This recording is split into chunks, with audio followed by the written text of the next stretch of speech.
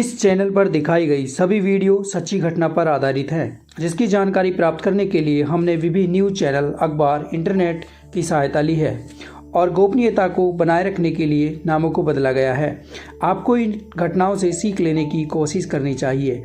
हमारा मकसद केवल आप सभी को सतर्क और सावधान करना है। मैं आपका शुभचिंतक एक बार फिर से आप सभी का इस सच्ची घटना में हार्दिक स्वागत एवं अभिनंदन करता हूं। दोस्तों, आज मैं आपके लिए एक ऐसी कहानी लेकर आया हूं जिसमें मैं आपको बताऊंगा कि किस प्रकार से एक लड़का अपने आप का अपहरण करवा लेता है। वह ऐसा क्यों करता है और उसकी क्या मजबूरी हो जाती है। इन सभी सवालों का जवाब जानने से पहले कृपया इस चैनल को लाइक और सब्सक्राइब जरूर करें। दोस्तों, ये कहानी पश्चिम बंगाल की राजधानी कोलकाता की है। एक 20 वर्षीय लड़का अपनी स्नातक की पढ़ाई करता है और अपने कॉलेज के समय को अच्छे से एंजॉय करता है।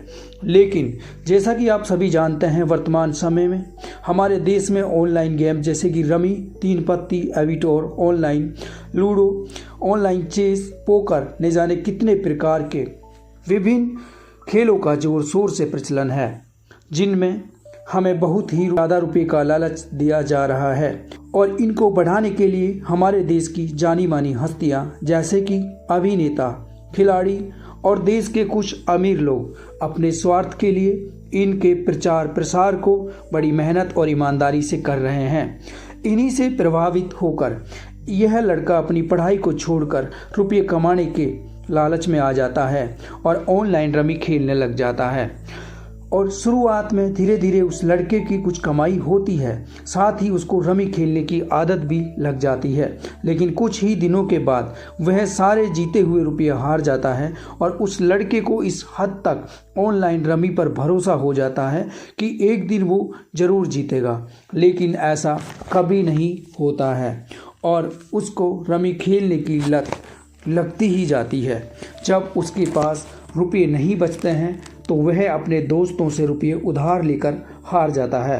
इस तरह से उनके ऊपर काफ़ी ज़्यादा कर्जा हो जाता है और उनके पास इन समस्याओं से निकलने का कोई रास्ता नहीं बचता है।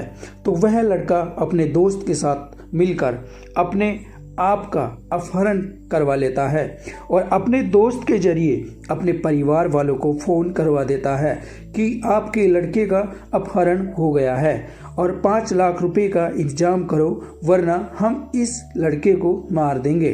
जिसको सुनकर परिवार वाले घबरा जाते हैं और रुपयों का इंतजाम करने में लग जाते हैं।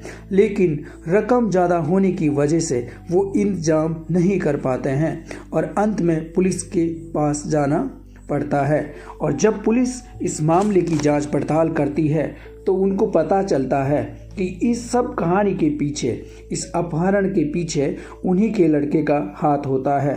तो यह सुनकर उनके परिवार वालों का हाल बेहाल हो जाता है। इसीलिए दोस्तों, मैं एक बार फिर आप सभी को बताना चाहता हूं कि कोई भी व्यक्ति किसी भी शॉर्टकट या गैर कानूनी कार्य से अमीर नहीं बन सकता।